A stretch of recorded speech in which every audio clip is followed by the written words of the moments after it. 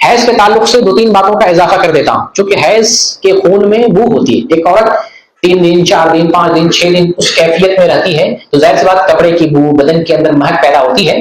تو رسول اللہ صلی اللہ علیہ وسلم نے عورتوں کو پانی کے اندر بیری کا پتا مکس کر کے نہانے کا حکم دیا ہے تاکہ بدن سے بو زائل ہو جائے. پھر نہانے کے بعد خوشبو استعمال کرنے کا حکم دیا کہ بدن پر خاص طور سے ان مقامات پر جہاں سے خون جاری ہوتا تھا ان جگہوں پر خوشبو لگا کر کے بدن کو معطر کر لے.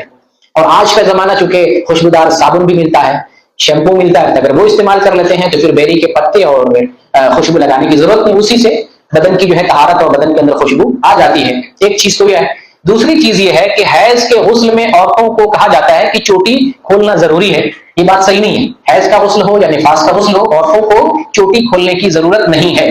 بغیر چوٹی کھولے ہی غسل کر سکتی ہے عورت.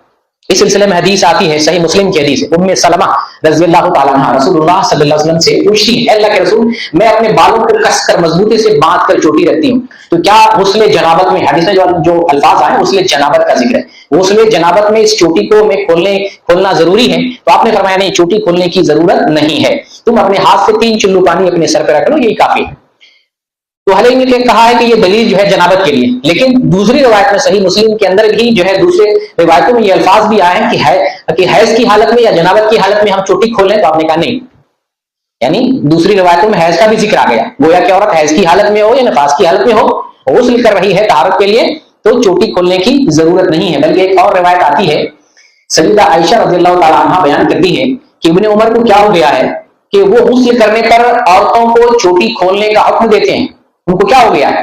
وہ یہ کیوں نہیں کہہ دیتے کہ عورتیں اپنا بال مڈالیں؟ تھوڑی سی ناراضگی میں کہتی ہیں تو یہ کیوں نہیں کہتے کہ اپنا بال مڈالیں؟ میں تو رسول اللہ صلی اللہ علیہ وسلم کے ساتھ غسل کرتی تھی اور میرا حال یہ ہوتا تھا کہ 3 لب پانی لے کر کے اپنے سر پہ اڑیل لیتی تھی اور اسی سے ہم پاک ہو جاتے تھے.